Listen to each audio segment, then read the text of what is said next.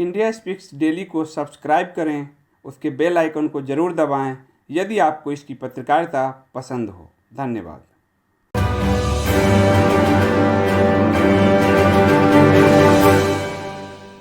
Iran और चीन में 400 अरब डॉलर की एक बड़ी डील हुई है और ये डील है तेल बहुत सस्ते दर में, क्योंकि अब ईरान का तेल अमेरिका के प्रतिबंध के बाद कोई नहीं खरीद रहा।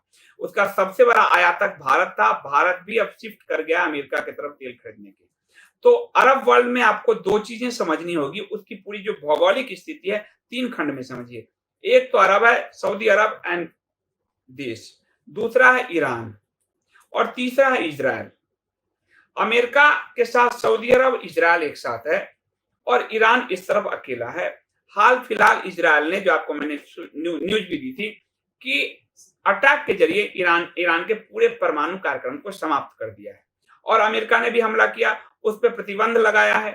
अब उससे कोई तेल नहीं खरीद रहा और भारत भी अब उससे तेल नहीं खरीद रहा।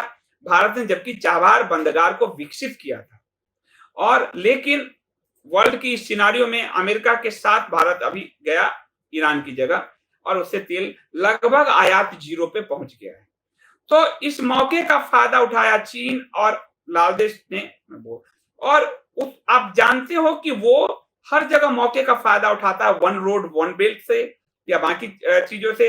उस देश को, जैसे हमारे हर देश पड़ोसी को गिरफ्त कर गया है, इथोपिया को, अफ्रीका को, रूस के कई पूरी कॉलोनी बना लिया है। तो अब उसको संभावना दिखी ईरान में और करीब उसने 400 अरब डॉलर का, ये न्यूयॉर्क टाइम्स की खबर है, मेरी नहीं है, 400 अरब डॉलर का निवेश करने का एक पूरे प्लान बनाया है और वो उससे तेल खरीदेगा सस्ते में, साथ ही वहां के हथियार विकसित करने में, बैंकिंग में, इन सब में वो बड़ा निवेश करने जा रहा है। 25 साल का समझौता करने जा रहा है।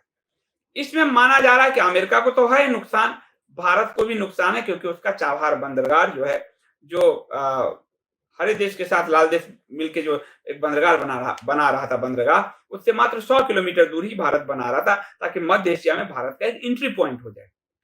तो ये आपको भारत के लिए, क्योंकि वो दूर 5G में पूरी यूरोप ने, भारत में, मैं भी आ रहा हूं 5G पे एक और न्यूज लेके। तो 5G से सबने उस लाल देश की हुबई कंपनी को बाहर करना शुरू किया है। पूरे अफ्रीका को इसने कब्जे में ले लिया है। अब ईरान को भी वो लेने जा रहा है कब्जे में। 5G नेटवर्क में निवेश करने जा रहा है, हथियार में निवेश करने जा रहा है, बंदरगाह में, रेलवे में, ट्रांसपोर्ट में, दूरसंचार में, इन सब में वो निवेश करने जा रहा है।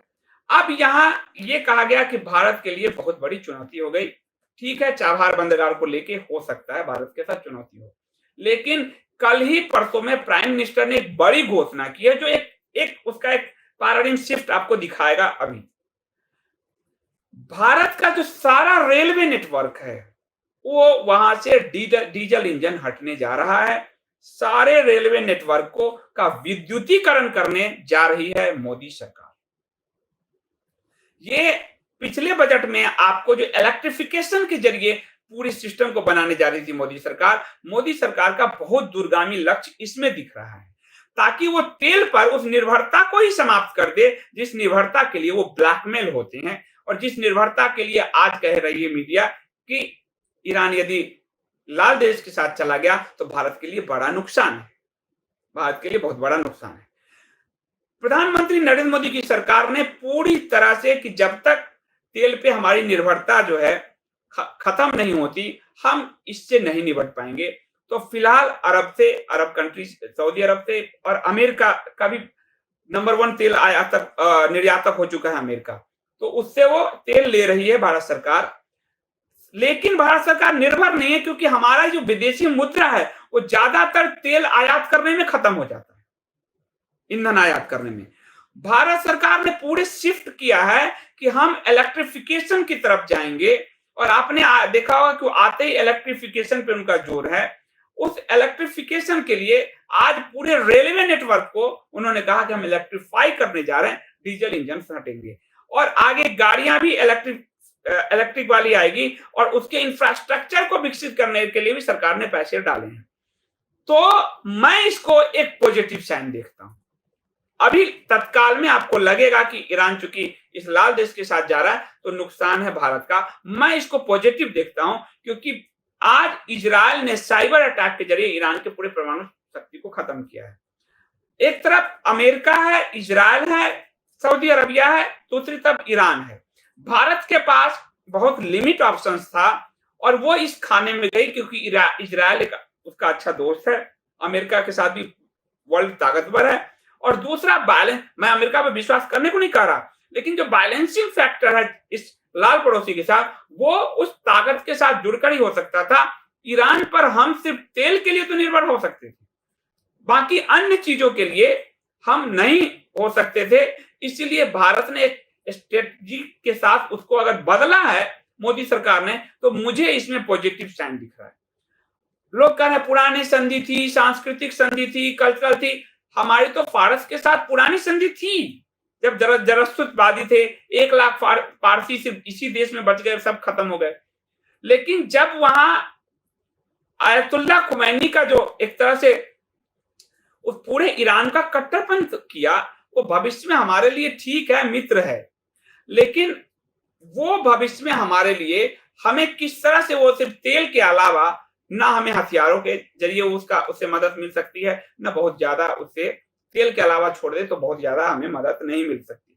और तेल भी वो बाद में देना होगा, क्योंकि उसको अनाज भारत से जाता है, तो ऐसा भी नहीं है कि सब कट ऑफ वाली स्थिति बनेगी। मैं इसमें संभावना देख रहा हूं कि जिस तरह से कल परसों घोषणा की कि पूरे रेलवे नेटवर्क का विद्युतीकरण होने जा रहा है, और जिस तरह से भारत सरकार धीरे धीरे 2030 तक पूरे तेल पर निर्भरता भारत की खत्म करना चाहती है, तो मैं इसमें बहुत बड़ा खतरा नहीं देख रहा।